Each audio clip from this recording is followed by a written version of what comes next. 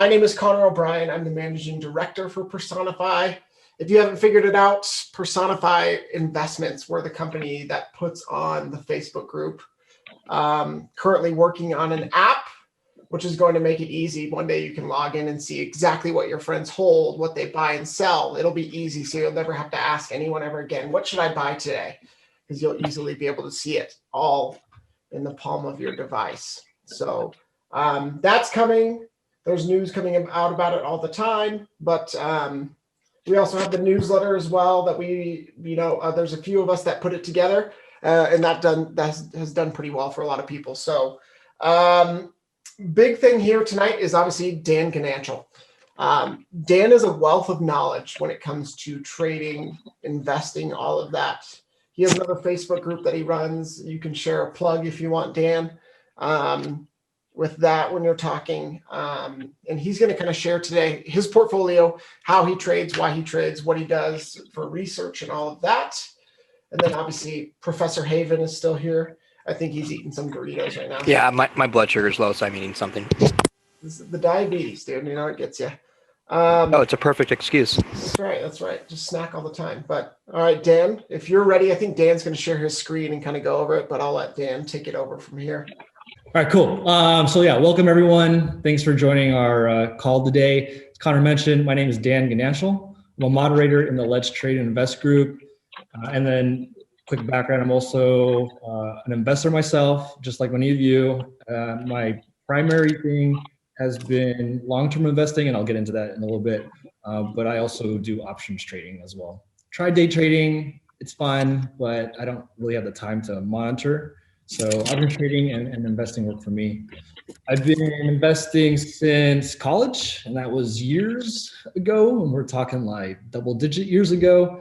It's always been a passion of mine, something I've been interested in ever since I was in high school. Read a lot of books, and I'm happy to just share my knowledge with you all today. So with that said, let's get into it. All right, so before we get into my holdings and all that, let me just go ahead and say this on behalf of all the admins and the mods in the group. So our goal, and you probably already picked up on it, but our goal is to help you all make money in the stock market and ultimately succeed in trading and investing in the market, right?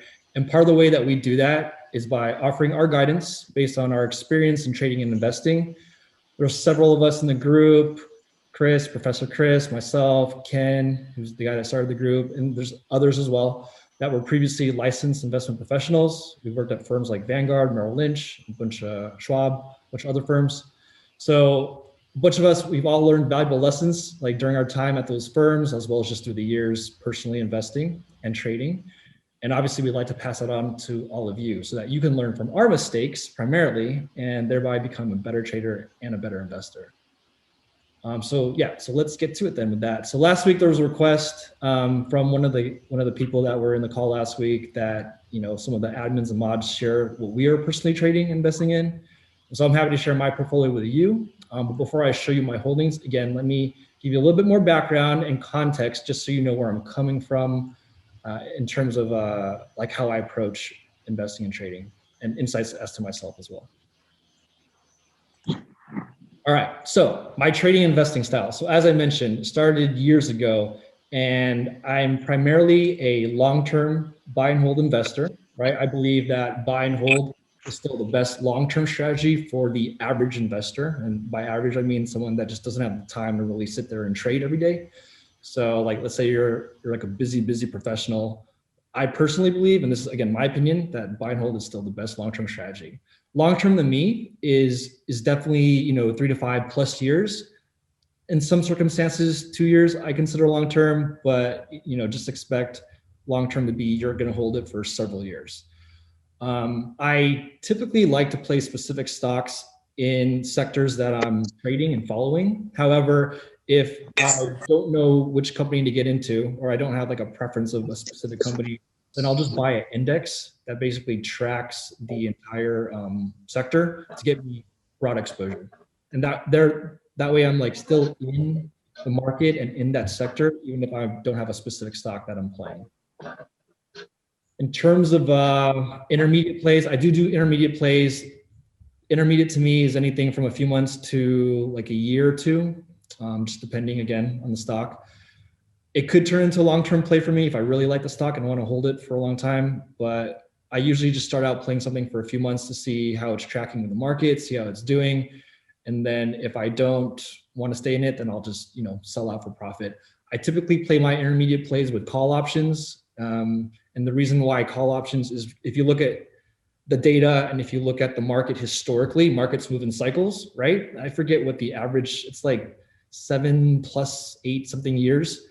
After every recession and downturn, the market then picks back up. So there's more, the trend for going up is more than like the trend for falling down. Like there's an analogy that says it's like stairs up and the elevator down. Same thing when you look at, the market over years and years and years, it's the same sort of pattern. So I do my intermediate plays with call options because again, I believe that the market over time goes up. If it goes down, it's very quick, very short in the grand scheme of things. And then if I wanted to go long, then I'll turn that into actual stock or just play more options. In terms of short-term, I also do short-term. So I trade short-term, and short-term to me is basically, it's just plays that I'm speculating on in terms of price movement within a certain time period. So if I think like this stock is hot, I'm following the hype. I think it's gonna keep going up. I'll play it, but then like obviously in the back of my mind, I'm like, well, the hype can't continue. So at some point it's gonna come crashing back down. So I'm just gonna play it short for now. However, the way I play short is, a lot of people gamble on the upside. I actually play on the downside. So I trade on margin, and I don't recommend it to anyone beginning. It's very risky, but I trade on margin by selling naked puts. Or I do sell cash secured puts. So I put up cash to secure the collateral, which is the stock, should it get assigned to me if I'm wrong on the price movement. Basically, the reason why I do that is for me, trading short is just to capture option premium, right? I'm just trying to generate, because like when I sell a put, someone pays me for that contract, right? So I'm just trying to generate upfront money versus like waiting for a stock to pop. That's just a personal choice. As I mentioned, you can play it the other way as well. That's just what I like to do in terms of short term. All right, so then how do I choose my stocks? So for my long-term investments and intermediate as well, I pick companies that follow 3 criteria. One, I pick companies that I believe in that are industry leaders or command a top position in their space. Reason being is that if they're industry leaders and if they command a top position in their space, they're gonna get more traction, they're gonna get more interest from the institutional traders, they're going to get more interest from the retail traders. And that's what you want because that's what's going to drive the price up. If there's a stock that doesn't have a lot of interest and not a lot of people are trading it, or it's just not like a good stock, meaning it's not a good company, like it's not a leader, it's not poised for success, it's not poised to be a strong proponent of growth over the long term, then it's frankly just not going to do as well when it comes to price appreciation. Because there's such a thing as called fundamentals. I know like right now people are just like trading a lot on technicals, but from a long-term perspective, fundamentals actually really do matter. And so when I'm looking at companies, I also am looking at the fundamentals of that underlying business, just like Warren Buffett does, to make sure what I'm getting in is going to be, a workhorse for me over the course of several years. And Dan, we had a question come up. You said realistically, what % of your gains are from premium? And they said context, weighing the risk versus reward on doing this. Yeah, so great question. I will full on be transparent here. I'm very risky when I trade short. So sometimes I'm not even looking at the percentage gain of what I'm putting up for risk, which is like the collateral I'm putting up or the buying power I'm putting up. Sometimes I'm strictly just trading just to generate absolute dollar value, right? There's reasons behind why I do that. You really have to know the price movement of the stock and the expected movement to make sure that you don't get exercised, like it doesn't hit that strike price that you're selling at. And I play pretty close. I mean, Chris knows because I share with him my stories, but I play pretty close to the stock to get the maximum premium I possibly can, but it's super risky.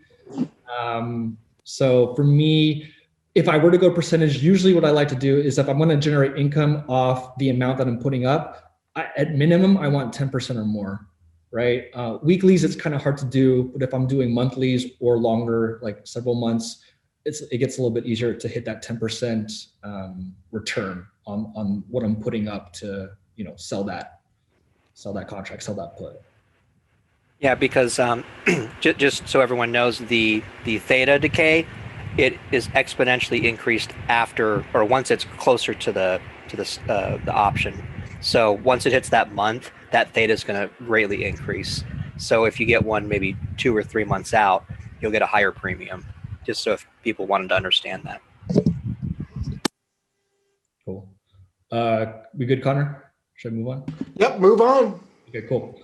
So going back to my points, the other two things, like obviously I talked about exhibiting strong growth potential over the long term, and then I try to play long-term my picks in hot or burgeoning sectors. So that just basically means I used to be big in value, and again, this is a personal thing. I used to be big in value, but value for me over the past 10 years hasn't really produced the return that I'm personally looking for versus growth stocks. So I got out of value. I still have a few holdings, but really I got out of value and I'm primarily heavy into growth. And you'll see it in the upcoming slide. And by growth, I'm picking certain sectors, certain areas that I think will do well, which I'll also touch on like as we keep going. For short term, going back to, talking about selling puts, I purposely pick stocks, or I guess companies that have high volatility. So like the IV plays a lot, implied volatility plays a lot in terms of like options that have higher premium. Because for me, I want to capture as high a premium as possible for the amount of money that I have to put up or for the risk that I'm taking on by trading on margin. So yeah, for short term, I pick stocks that have high volatility, and those are basically ones that, have a wide movement, and they've moved, pretty wide over the past couple of days, in order just to capture the highest premium that I possibly can. So that's short term. All right, cool. So my holdings and my plays, I basically just screenshotted. I will pause here. I'll take a while to go through this slide. That way everyone can look through all these. I've captured pretty much everything I hold, as well as the options that I'm holding on those. Some of them I just hold straight options. Most of them I have shares as well. You can see what I'm playing short because it'll say a put and it'll have like this week or next week's expiration or even a month from now. You can see what I'm holding long, options wise, and then obviously shares, my intent there is to hold long. So yeah, so these are, again, my current holdings and speculative plays. Again, I have a mix of both long, intermediate, and short-term holds. As mentioned, my portfolio is heavily weighted toward growth stocks, primarily in the tech sector. But I do hold a few value, like Disney's in there. I guess you could say Berkshire Hathaway's a value more than a growth, just based on Warren Buffett's mentality and investment methodology in terms of what he picks.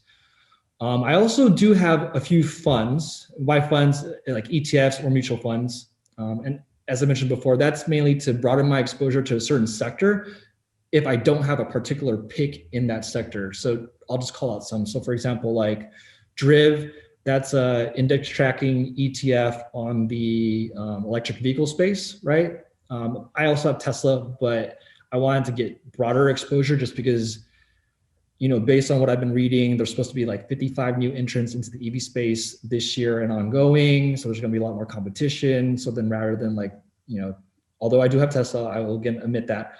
I also want to be able to be exposed to all these other companies because who knows, one of them might pop, right? I have some Vanguard mutual funds and funds there. Emerging markets mutual fund I have. That's primarily heavily invested in China as well as other international areas. For me, which is easier to go broad and get exposure. I've got a question for you. Why don't we see any ARK ETFs up in here? Because I don't have ARK because I'm playing specific stocks. So Tesla, Palantir, right? So Tesla's like a big holding of ARK, Palantir, and there's some others that I've been eyeing, but it is one that I've contemplated holding. My thing with ARK though is it's definitely broad, but it's not broad in the sense of a sector specific broadness. It's like broad in over many different sectors. Yeah. And so I kind of want to go a little bit more specific and just only pick specific sectors. Okay, and then Margaret had a question. Which emerging market ETF? Question mark. Oh, so I was kind of, my hands were tied in the ones I picked because this one I hold in my 401k through work, and they only offer, like 401ks, most of them don't allow you to pick individual stocks. So the fund that they offered was the Vanguard Emerging Markets Index Fund. That's the Admiral shares. So I picked that one. That's the VEMAX. And that's the one that I'm holding in my 401k.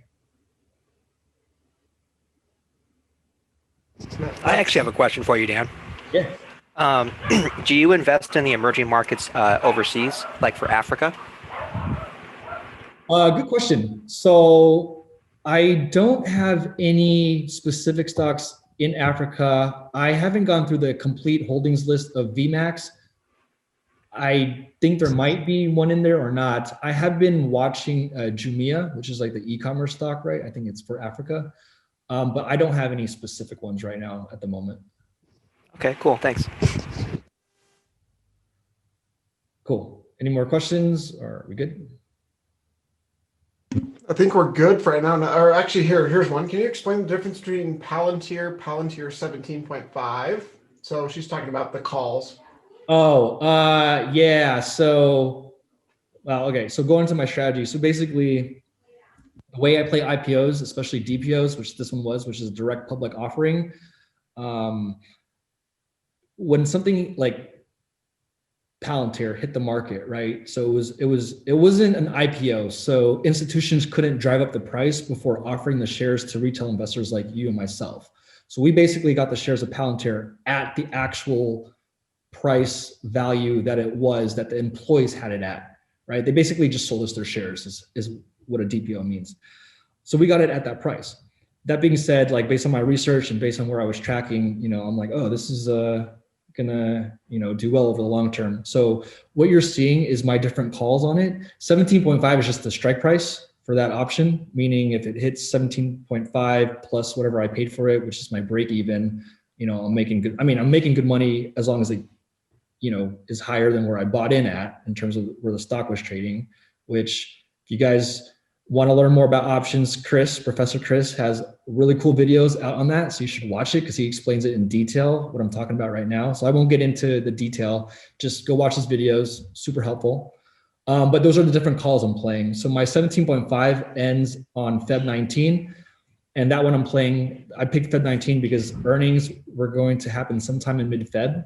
So I'm playing that one. That's like a shorter play. The other ones were just prices that I picked based on where I thought I could hit, or they were safe plays. Like for example, I have another screen I'm looking at here. The Jan 2023 at $10. I didn't have to pick it that low because the premium was higher, but for me, I paid $660, so $660, but 6.6. So add that to the 10, that's 16.6 is my break even. As long as Palantir is trading above 16.6 by January 2023, I wanted to give myself the option to either outright buy the shares, because then I would be sitting on a massive profit above my break even, or I can just sell the call for profit. But I'm playing, so my leap, that's a leap option because it's several years out. But that's my strategy on leaps. It's like if I really believe in the stock and I possibly want to own it, I'll pick a lower strike price to give me the option to possibly own the stock. Can you explain a leap real quick? Yeah, it's like long-term something anticipated security. I forget the actual. Yeah. Long-term equity anticipation security. Yeah, exactly. So basically, it's an option, but it doesn't expire for like 2 years in this case. So I have 2 years of time to just hold it and let it accumulate in value. Cool. And then there was just a quick question, but I think I answered it for you. What's your number one pick for 2021? My number one pick for 2021 is Palantir. My personal number one pick. Yeah. There's some others that I think will do well. Like and I'll get into it in these other slides, but my personal pick is Palantir. Cool. All right. And then, you guys can see there, I have a bunch of short-term plays, which are the puts I was talking about with very short expiration dates. Most of my holdings, if you'll notice, they're focused on 4 key areas. And these are like sectors and areas that I see as having really good growth potential in the coming years. That's not to say that these are the only 4 that will grow and have great potential. There's other ones as well. It's just, again, a personal thing, personal opinion, personal choice. So what I'll do is in the next couple of slides, I'll actually take you guys through what those are and my reasoning behind those, right? But before I do that, does anyone have any other questions on any of my holdings? So somebody did ask, what's a good entry point for Palantir or buying point?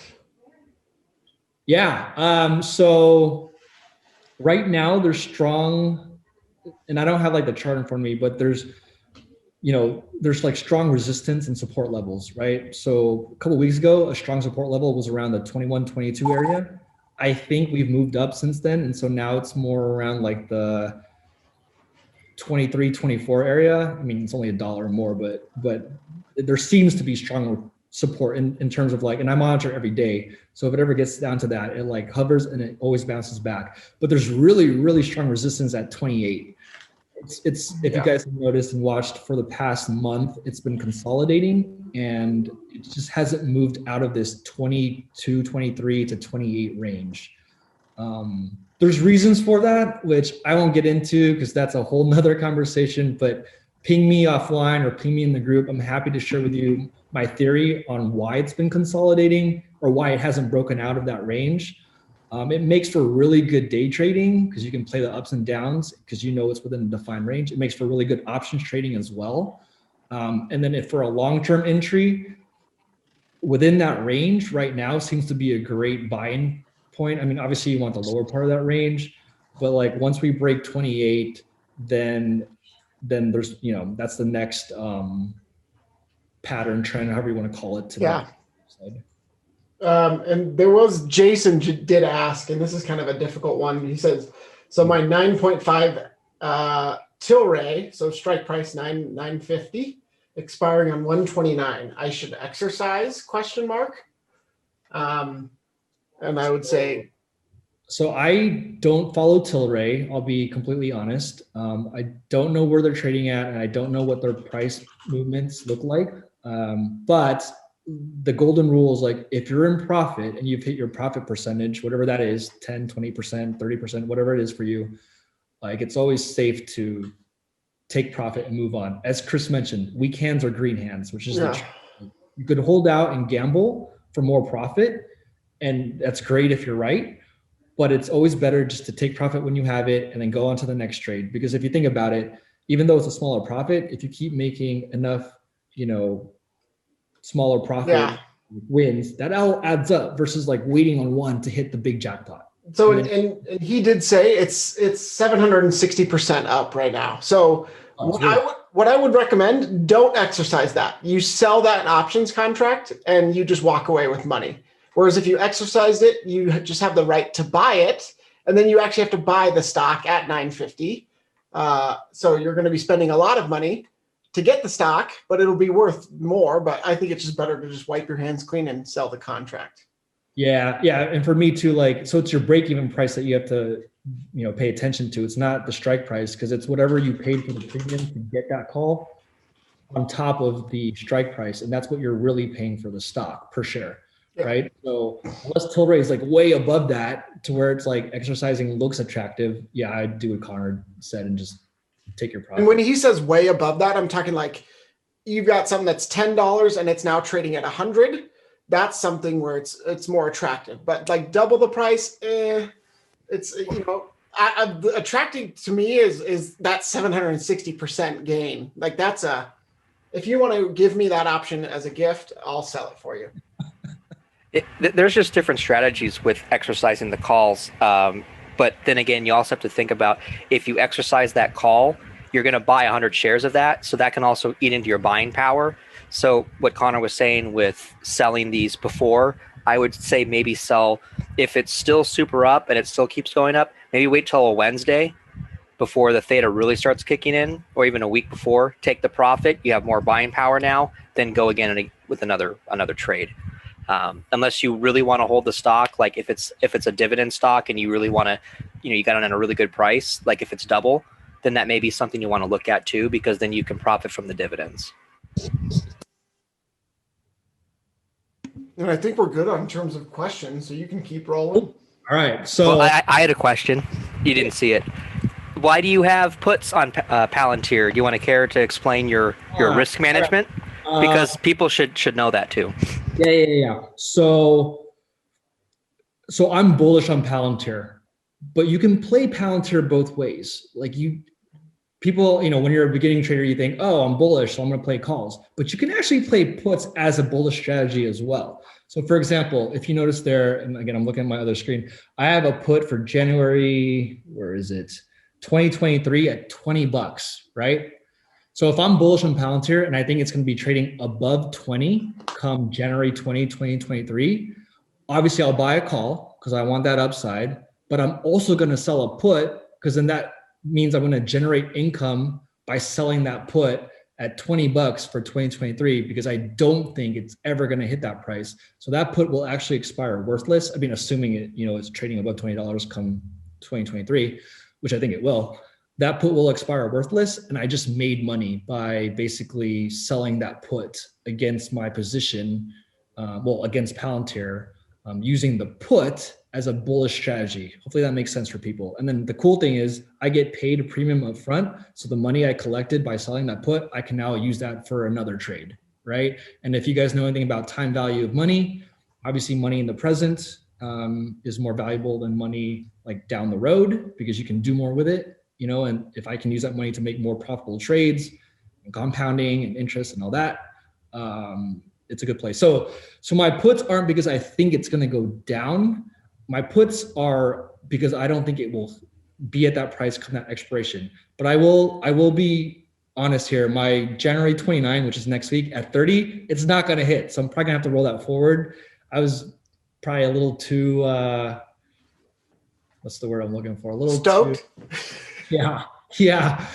So that's a wrong call on my part. But the good thing is I can roll that forward and just keep rolling it at the 30 strike every week until it finally hits 30. And then that put expires worthless. But then I've collected all that premium in the meantime.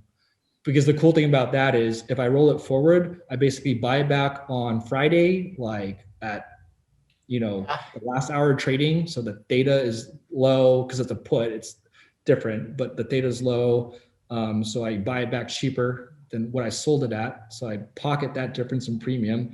And then by rolling it over, I have to buy a $30 strike or one that's lower, basically something to cover what I have to pay to buy back. I just have to make sure I sell it at a premium that's equal or more.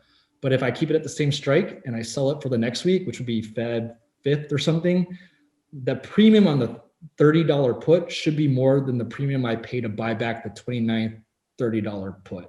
And so I'll still make money.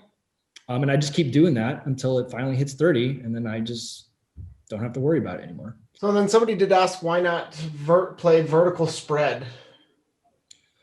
Vertical spread. To be honest, spreads are something that I want to get into. I just don't. Yeah. That's just a personal choice. I just don't. So what I wanted to say before we go too far down this is very complex stuff. Okay. Selling puts is risky, as Dan will tell you, and that. So this might be a good conversation or topic for a strictly options video or Zoom class in the future. But Chris, did you want to chime in? People were talking about spreads. Just real quick, doing spreads kind of mitigates some risk, but you still have, you can still lose potentially, however much you put in. But the reason why Dan doesn't really do the spreads for right now is because if he's just really bullish on Palantir. So if you're super bullish on Palantir, then there's no logical reason to mitigate some of the risk, to mitigate risk, but then get a limited amount of return. Whereas with Dan's calls, those have theoretically an unlimited set of return, whereas a spread does not. Yeah. And then let's see, what is your allocation percentage per position for options and stocks? Good question. For me personally, it's a smaller percentage. Like most of my holdings are in shares, like the actual shares. And it's a personal choice because I would rather hold the shares and then, sell covered calls against it versus just having my whole portfolio all in options. Another reason why is options are risky also because you're defined by a certain time parameter, right? Shares I can hold forever, theoretically. And so my risk on that by holding shares is a lot lower than holding options. But in terms of my holdings, I hold more shares than options. In terms of options, I don't know what the exact percentage is, but it's definitely less than 20%, maybe even less than 15% of my portfolio that I allocate monies towards in terms of the options.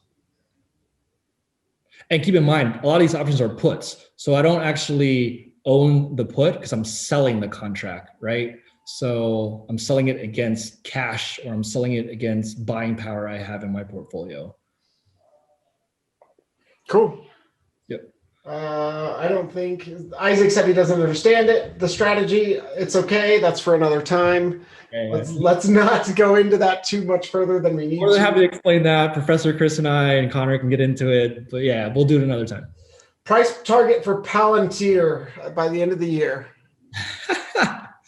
I mean, myself, I hope it hits 50. I've been reading reports that potentially that's like a reasonable price target.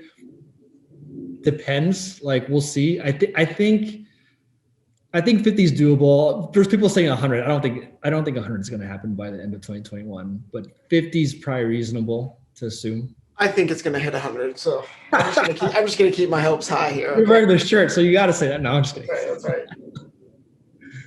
Cool. All right. No more questions. Let me move on because I definitely want to save some time for Chris. So I was going to talk about like the 4 key areas for me that my portfolio is focused on. And again, there's no right or wrong sector. These are just a personal choice for me personally, like why I'm choosing these, but there's other sectors that are going to be solid too, but I'll give you what I'm playing and the reasons why. So the first one is data. I don't know if you guys have heard this before, but like data is the new oil. It's a saying that's been going around actually for a couple of years now. So I'm playing Ultrix, which is AYX, Palantir, PLTR, and Snowflake, which is SNOW, obviously Snow. There's a lot of other great data companies out there. These aren't like the only ones you can play, and these are by no means are like the top 3. I mean, there's a lot of other solid companies.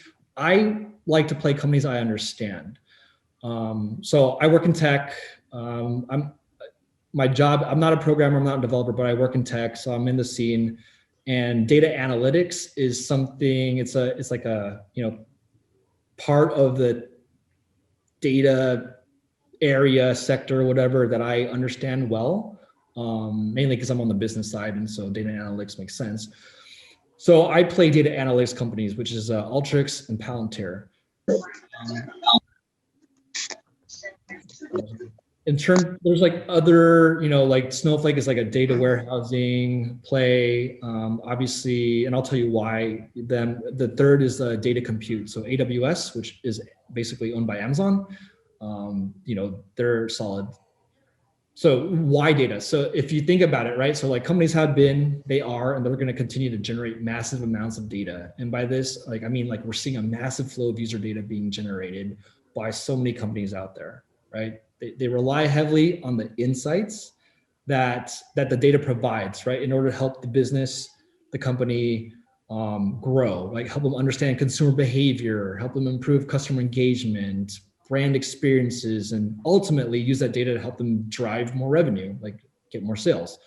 So because of that, and because like the more companies are, producing and churning out just so much data, data has to go somewhere and do something. And so go somewhere, like someone has to house the data, right? They have to warehousing, but they have to house the data, which is my play on Snowflake because they're, one of the top for what they do.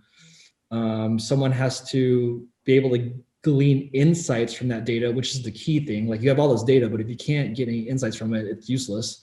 So that's what Ultrix and Palantir enable businesses to do. And basically, what patterns, trends, what information can we get from this data?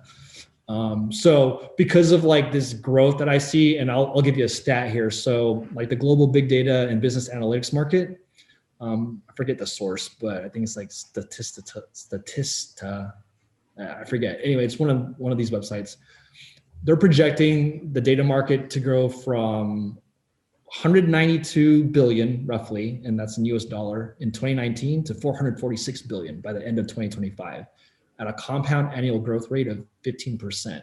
So you can just tell like this sector is going to pop. I mean, it's going to continue to pop. And as long as businesses are having interactions with clients and customers, like data is going to continue to be generated. So for me, it was a no-brainer play. Like this is a hot sector. It will continue to grow. So I want to be positioned in companies that I believe are leaders. Again, going back to my other slide, leaders in their respective spaces for what they do, which I believe are these three for sure, but there's others. So that's one sector I'm playing. The next sector that I'm playing is e-commerce. And the reason being, so this pandemic actually brought a lot of industries forward. And what I mean by that is if you look at historical projections before 2020, people had like their curve and whatnot. But because of the pandemic, a lot of businesses have seen their growth pulled forward 5 years. In the case of e-commerce, the statistic out there is that the growth of e-commerce has now been pulled forward 5 years to like today. So that's why there's like a bunch of companies like Amazon popped, JD.com, which is a Chinese e-commerce company, popped, Alibaba before this whole fiasco popped. There's just like a ton of them, that e-commerce shops that popped, right? I think long-term, e-commerce is still going to continue to grow. And the reason why I say that is because based on research analysis that other people have done, there's a movement toward buying things virtually, so online shopping, right? Right now, online shopping makes up a small percentage of the overall buying behavior, but the projections are for it to increase over the years. And so for me, I'm like, well, great. If that's the case, if e-commerce is projected to grow, I want to be positioned to take advantage of that growth. So I'm playing this for that very reason. These are the four that I have currently. And again, there's other ones as well. These aren't the only ones. People have asked me, why don't you play shop? I would. I think it might have some growth, but a lot of it I think we've already seen because shop opened up. What did IPO at? Like 10 something, 17? It was low, and now it's over 1,000. So I don't know how much more it has to go, but who knows, right? But like Etsy.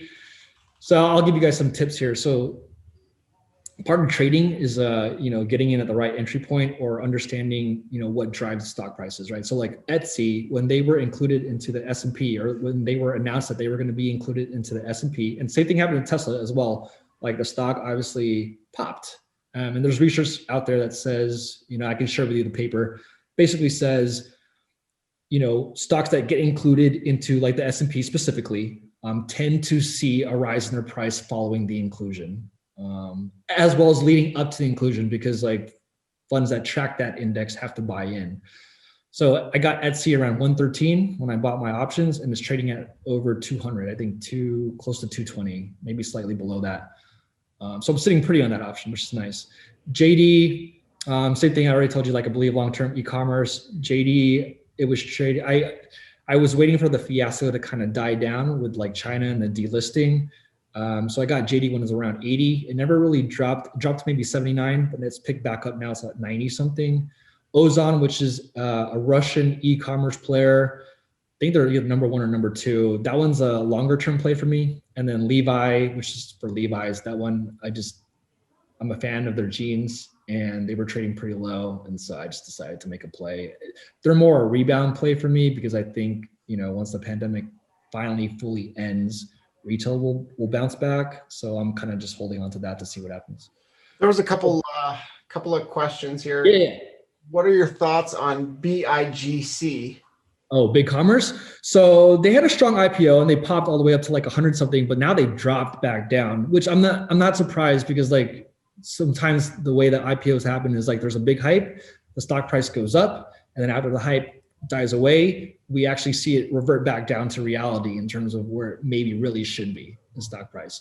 I know that a lot of people use them, and this is me talking from my tech experience and just my business experience.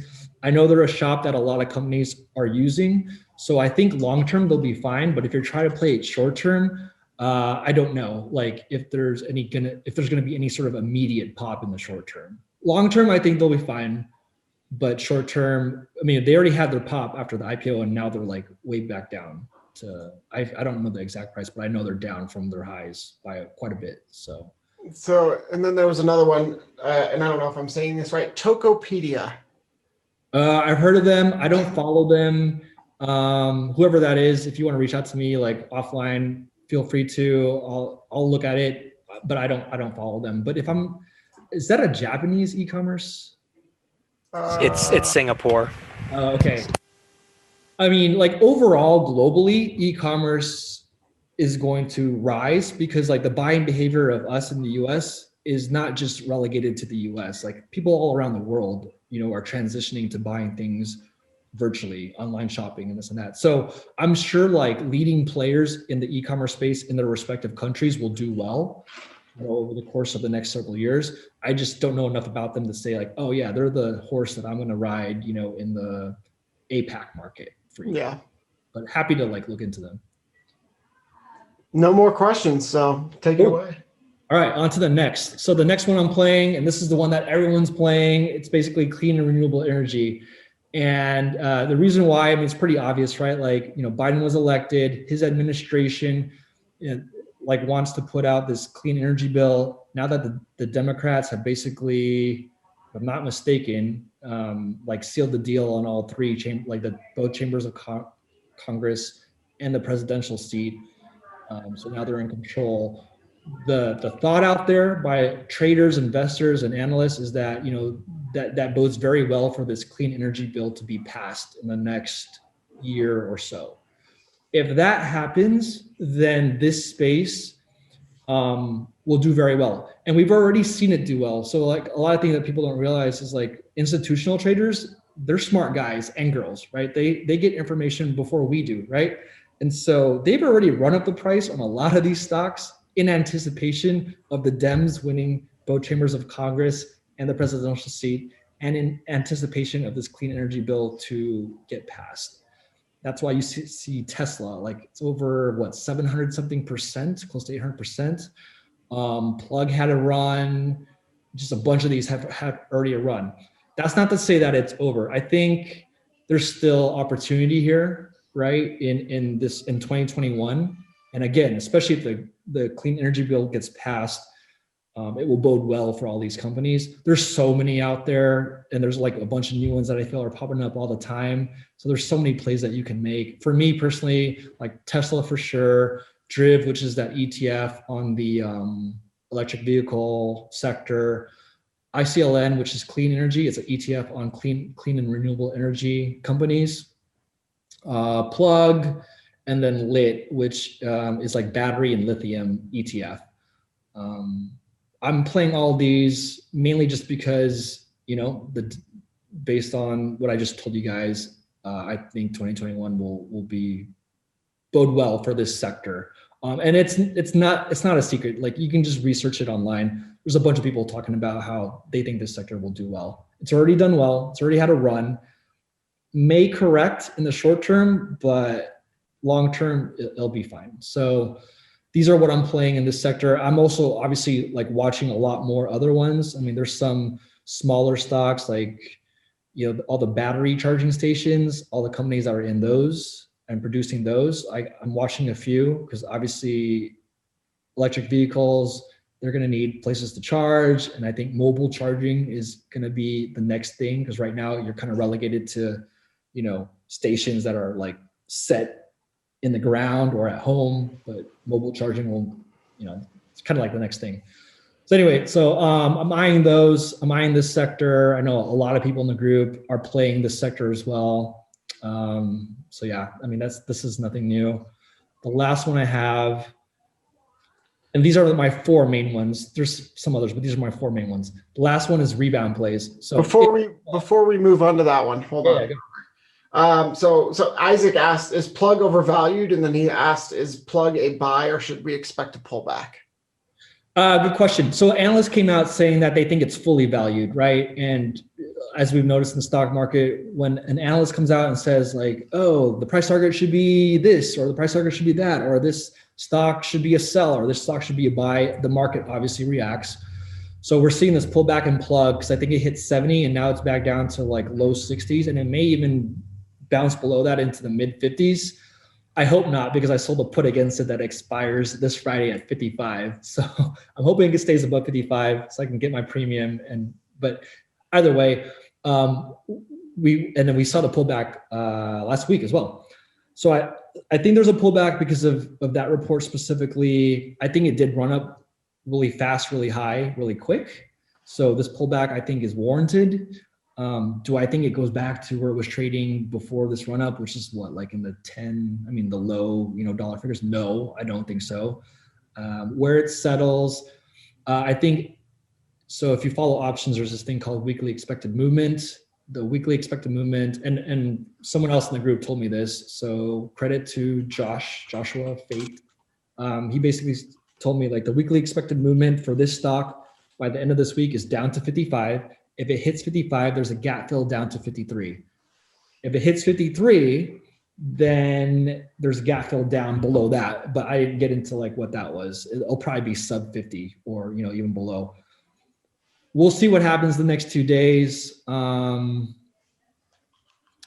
can't really tell you exactly where it's going to be in the next 2 days. Right now, it's on a downtrend. If you look at the daily, there's more red candles than there are green, and it's trending down.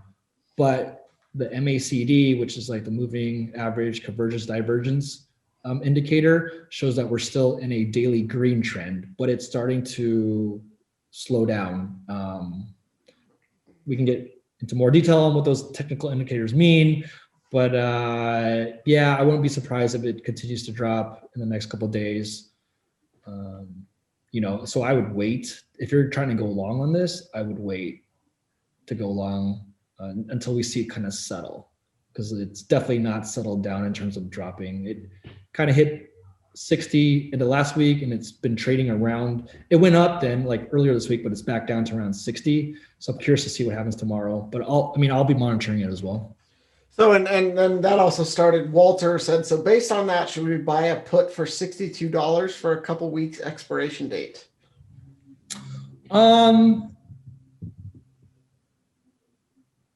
You could. I don't want to like flat out say yes, you should. So my goal here is not to tell you exactly what to do, but if you look at, if you take into account all the information that's being presented, and not by me, but just by like analysts out there, by what the technical charts show, it shows that its run up is reversing. It shows that the green, like on the MACD, the green is starting to slow down and starting to basically head towards being red, although it's not there yet, and it could always flip back up.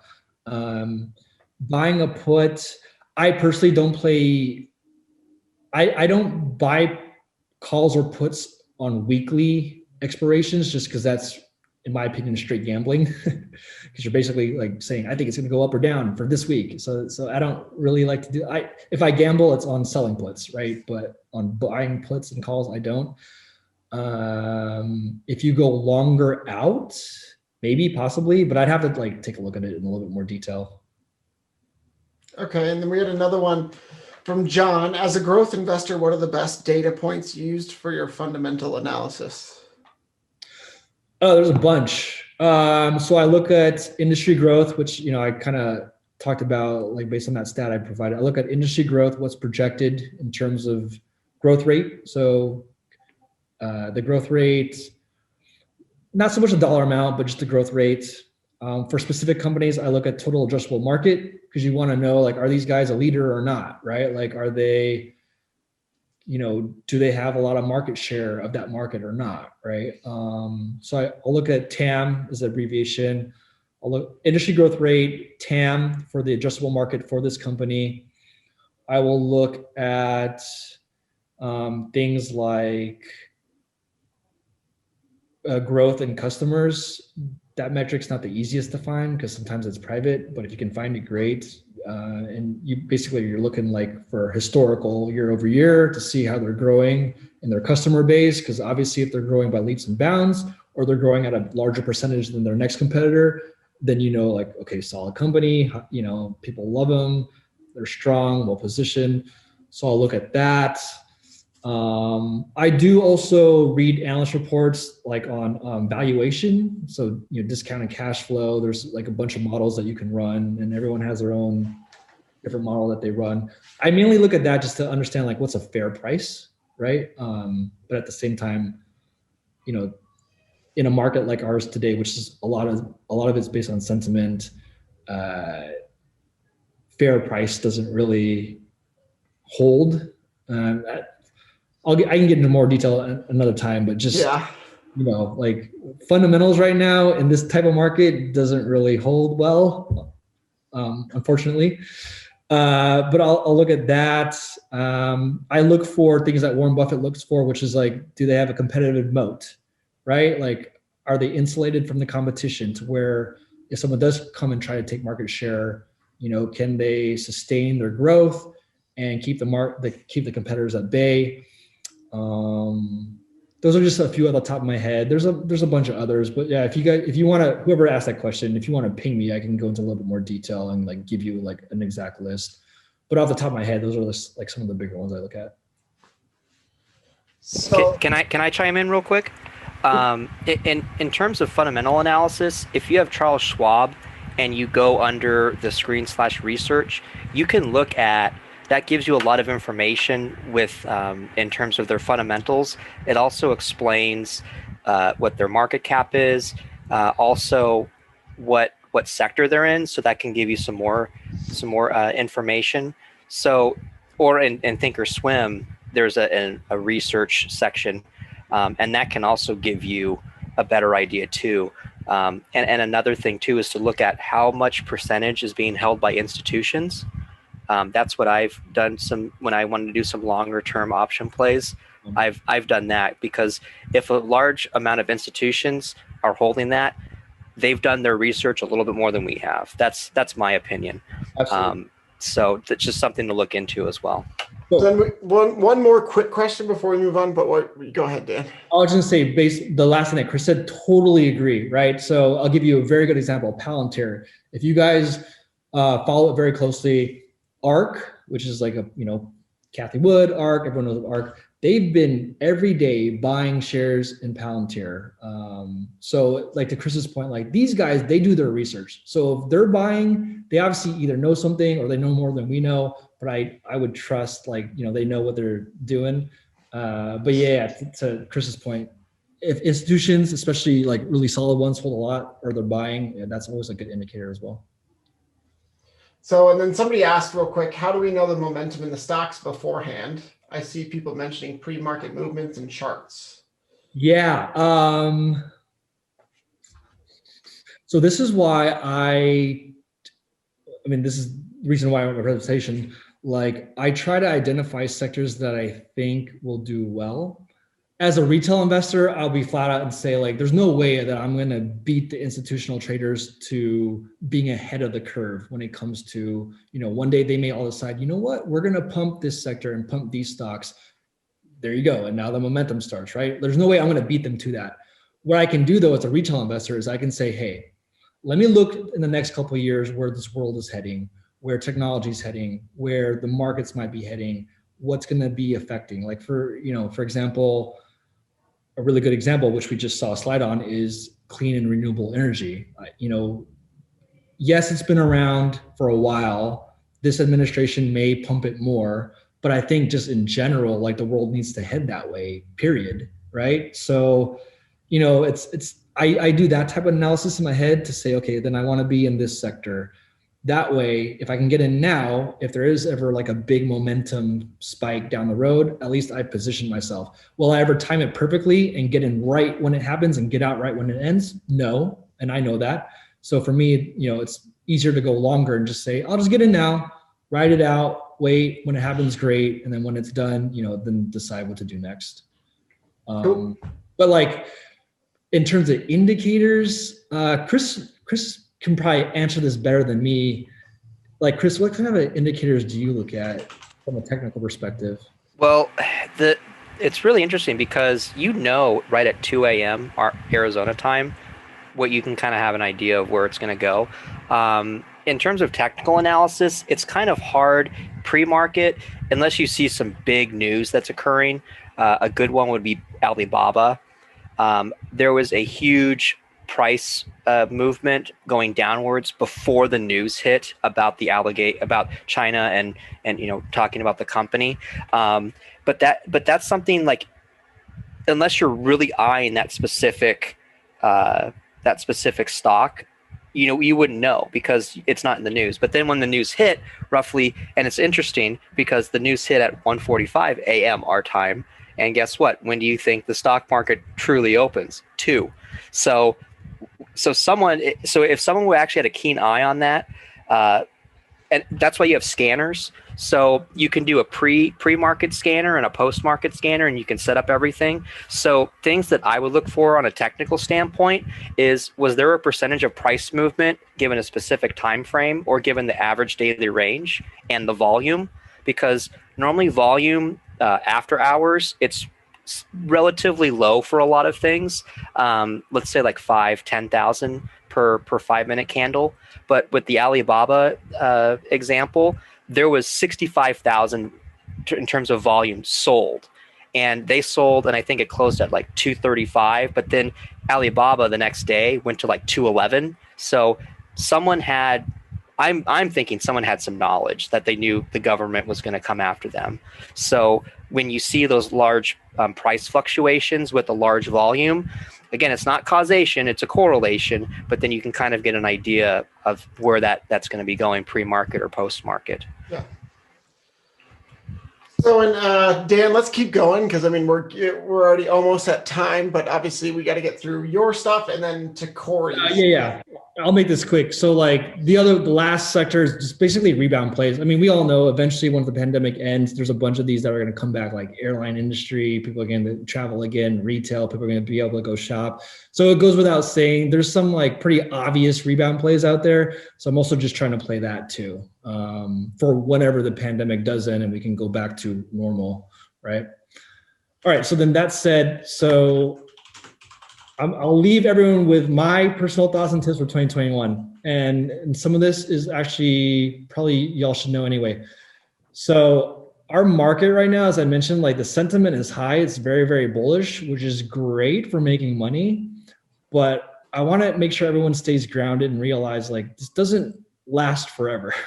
Like the market doesn't always go up all the time for the rest of our lives, right? At some point, it's going to correct. Right now, based on what I've been reading, and if someone's going to ask me, well, when do you think it's going to happen? I don't know. There's like no way to pinpoint. It's going to happen on February 27th at 9 a.m. Pacific time. Like no one knows, but it'll probably happen. Anyway, my point is like right now, based on indicators such as like there's a Buffett indicator that's approaching a record high. There's indicators such as like the margin debt and call option volume is trading at a ridiculous level never seen before. There's high gamma on options, which don't ask me what that means because I'll have someone else explain it, but I know it's not a good thing. Obviously, there's a disconnect from economic reality because there's a lot of people that don't have jobs right now, right? And there's a lot of people that lost jobs, right? And can't afford things, right? The Fed keeps printing money at an alarming rate. And then the one stat that always sticks out to my head is like this market has seen the most retail investors into the market than it's ever seen in prior years, which is not a bad thing. Like I'm glad people like want to invest, but a lot of these investors are not investors, they're actually gamblers. Like they're gambling on stock price movement. And because they're gambling, it's creating hype, and hype creates price fluctuations up, thus driving stock prices to like unsustainable and unwarranted levels, to be honest. Anyway, my point is there's a lot of signs out there that you should be aware of because at some point in time, this market will correct. And you just want to make sure that, for your own portfolios that you have basically you're ready for when that happens. I don't know when it will happen. And it's great if you can get out before it happens, but just be aware. That being said, until that correction happens, they say that the trend is your friend. So yeah, absolutely. Like ride this trend. ride this bullish trend. Right now, we're in a good bullish trend. We have been, since the bottoming out back in March of 2020. Like, ride it, make money. Like, we should all take advantage of it. Just be aware. All I'm trying to say is just be aware that at some point the market will correct itself. I don't know how bad, but it will correct itself. So I just want to put that warning out there. That being said, for me personally, I'm also looking at emerging markets, which I already mentioned, inflation, which is another thing that could negatively affect the market. It's being talked about that we may have to, or that we may for sure see inflation this year. So be aware of that. What else? Something simple is like, don't take more risks on than you should. I think that goes without saying. Like, people should definitely not. And there's stories, right, about like the guy that, was $700,000 in margin and, killed himself. I mean, just for all you investors, traders, and people out there, like listening to this call or viewing this video afterward, like, just be aware of your risk tolerance and make sure you're not taking on more than you can handle, because it could come and bite you in the ass. Don't do that. For me, I think cash is king as a trader, and Chris can attest to this. Like, we like to stay in cash, and I stay in cash for my short-term positions. My long-term, I don't touch. I let them sit. I let them do their thing. But then if I'm trading puts or trading, short-term plays, I'd rather be in cash at the end of the day and play against the cash. But that's just, something that traders do. And then last but not least, like, be patient. I know we're all loving this trend, the bullish trend, which is great. I see a lot of people in the group saying, oh, is now the right time to get in? Is now the right time to get in? Is now the right time to get in? And that's fine to ask questions. At the end of the day, though, like, making sure you maximize your profit is all about being patient and waiting for the right entry point and not chasing a stock.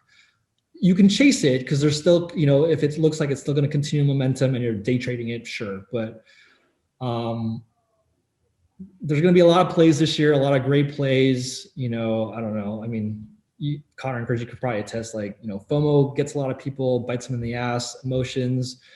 We're all here, like Connor, myself, Chris, Ken, other people in the group, like, we're all here to, like, hopefully help impart wisdom and help you guys become, again, better traders and investors, to not succumb to FOMO, to figure out how to control emotions, and to figure out how to assess for when a good entry point is, and amongst other things.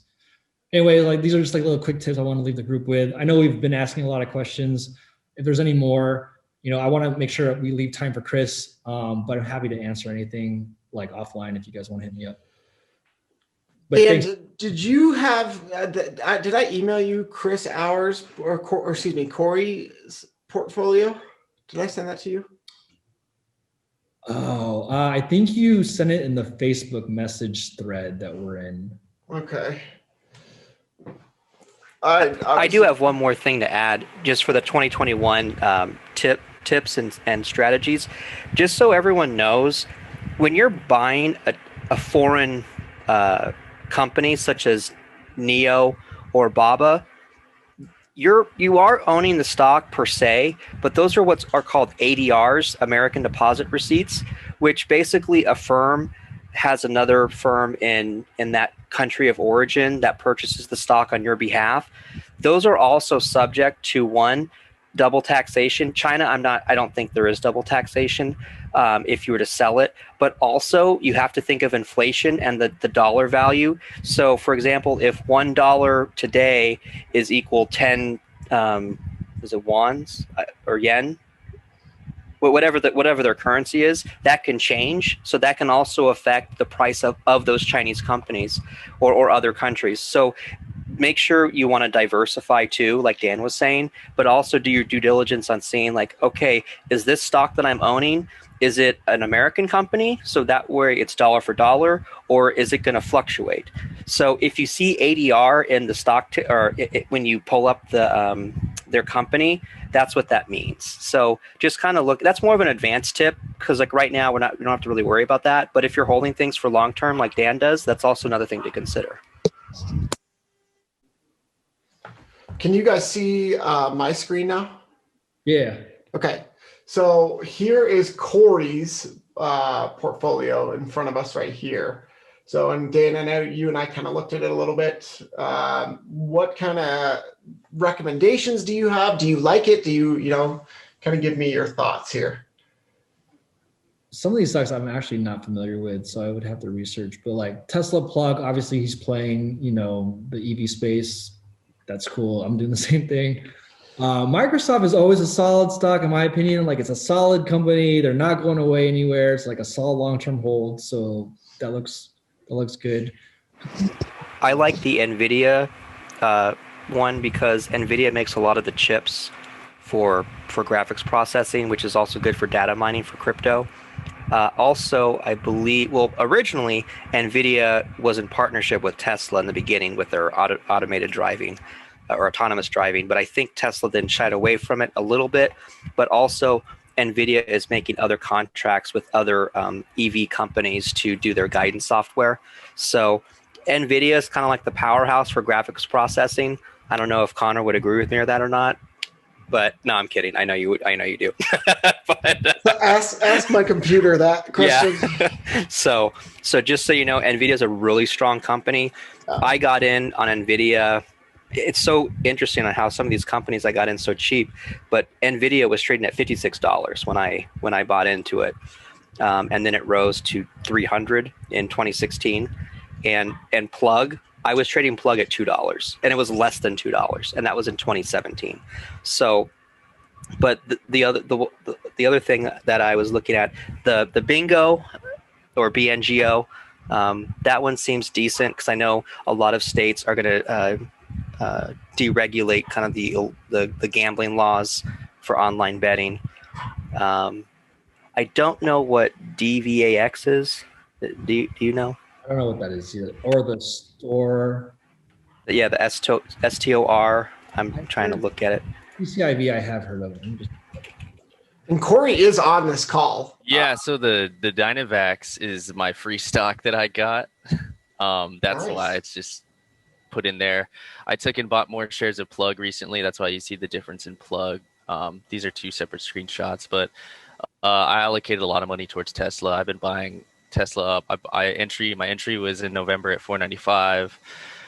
My current, let me see, with all my average price for Tesla is in this mid 600s because I've added stock to it.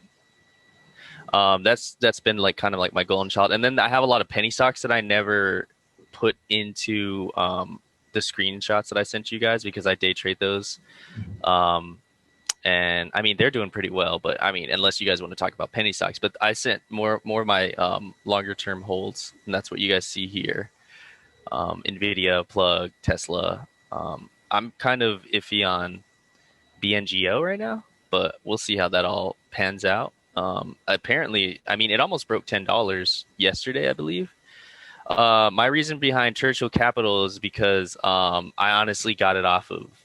I'm in a buy sell short group, and they were just blowing it up, and so was the group, our group as well.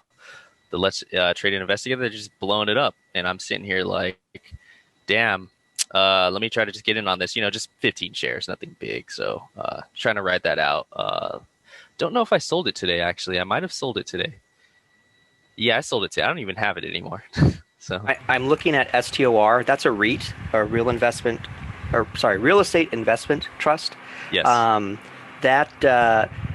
That actually, the housing market, and it's funny because they're based in Scottsdale from what I'm looking at, but they go all across the nation. And I know, I think right now real estate, even though in Arizona real estate's going up, and now that the easing of restrictions from the pandemic, because at first, I mean, there was a ton of people leaving New York, heavily populated, heavily dense areas. But I'm thinking after, it really depends though on a number of things. Where are a lot of companies going to still do the work from home, or are we going to transition going back into the office? So I would just say hold on to it now because it looks like it had a strong trend for a while, but I'm looking at the 1 day. There was just some minor pullback come the new year. But I'd say hold on to it, but maybe watch it, just kind of see, because that's more going to be, if a lot of people are going to be selling their homes to go to a smaller house, I don't know how that would affect their revenue because they may have because if they sell their $400,000 house, but then they buy a smaller one, but then again, how many people are going to buy the bigger house compared to the smaller? So just something to just kind of eye on. But right now, it looks like it's going up, and there was a dividend payout. So generally, when the dividends pay out, that stock will drop for a little bit. But I'm not sure why it was dropping a little bit for the week of January 4th.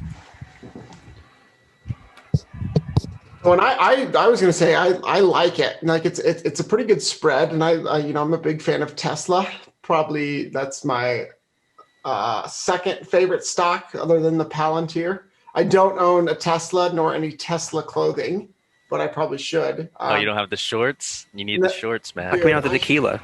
I'll get it all someday. But I think being heavy on Tesla is a smart play. Just because I was talking to my father, who's a financial advisor and has been his entire life. And we were talking about Tesla and how, at one point in time, the EV Tesla, the vehicle market, is going to be their least producing aspect of it. Like at some point, Tesla is going to be powering your house, and or they're almost going to become like a utilities company. And so I think it's good to go heavy on Tesla. Personally, obviously that's not my advisement, but I like it a lot. But and then Nvidia is good, Plug, and then just like Dan said, Microsoft is always a good choice. I was big on BNGO. I sold a couple calls yesterday, and then I bought more this morning during the dip, and they've done pretty well for me. So. I like the spread, so, but that's kind of just my input here. Oh, also, I do want to point out I made a mistake. I thought BNGO was DraftKings for a second because I was thinking bingo. No. So I know I look at it now. It's the genetics company. So yeah, I like the BNGO. I think it has promise depending on the research that they provide. Yeah, there's a lot of good stuff out there. If you do deep dive research into BNGO and just that whole sector into biogenomics or however you say it, there's some cool stuff happening. So I have high hopes for BNGO. What's his name? Yeah. So this my portfolio is based off a lot of the. It's kind of a mix up, but I mean, it's heavily in the longer term holds are like, the Tesla, the Microsoft, Nvidia, which, I'm up in computers, and I'm like big on gaming and, just into that industry because I do film producing, and we work with a lot of gaming companies and stuff like that. I mean, I just felt like Nvidia has always been strong. So is AMD. My reasoning for going heavily into Tesla is, I mean, I just invest in companies I truly believe in. Like, and I mean, Elon Musk, dude, that guy's an interesting fella, and I really do believe that what Connor said is pretty true. Is like Tesla has, I mean, he's an investor. Elon Musk is an investor in a lot of things, and he has a lot of like startup companies, and he's just doing a lot of stuff. So, I mean, he just became the richest man in the world too. He's just an interesting guy, and Yep. I kind of love that about him and about the companies he's in, because I feel like even though I'm investing in Tesla, I also feel like I'm also investing in the boring company and SpaceX, even though it's not necessarily true. It's like you're investing in the idea and the potential of what this the CEO behind the company is bringing to the table. So that guy is just like, he's on a different wavelength, and I like it. I dig it. And then with that combined, I've gotten my portfolio to above 25K, so I started day trading on Robinhood. I did do a small migration to Webull. I initially got into Robinhood, wanted to go to Webull, got a little intimidated by it. I had my Tesla. I initially bought my Tesla in November in Robinhood, and I looked at the transferring it over to Webull, and then the price threshold and all this and that, and I just kind of just parked my Tesla, just kept it in Robinhood, and then I came back to Robinhood because I started day trading Dogecoin, Bitcoin, and Ethereum, and just getting profits off of just the quick flips, the buy and sell short off of those. Yeah, it's unconventional, but I kind of like playing it risky. I mean, I started with $8,000 and I'm above 20. So nice. Yeah. Dan, do you have any final thoughts on Corey's portfolio? Yeah, on Corey's or anything? No. We talked about each of the stocks. The key thing, Corey, that Corey said is like invest in companies that you believe in and that you like, right? Because then you're gonna follow it closer, you're gonna understand it better, but more importantly, like it's something that you believe in, right? Like unless you're day trading and you're just trying to find stocks for swings, like long term, definitely I subscribe to the same theory, which is I only invest in things that I truly believe in the long term. Cool. Well, and just for everybody here, we are sending out if you're subscribed to the newsletter, the halftime show comes out today. We have a 1-year option where it's $99.99 instead of the $120 it would be doing the 1 month option. And then app stuff will kind of be releasing over the next few months. So keep on check for that. And then again, if you guys have any questions for us that we didn't answer here today, message Dan, message myself, message Chris. We even can put you in a group chat and answer all the questions, but I'll put the recording on the good old YouTube here as quickly as I can. But if you guys need anything, just let us know.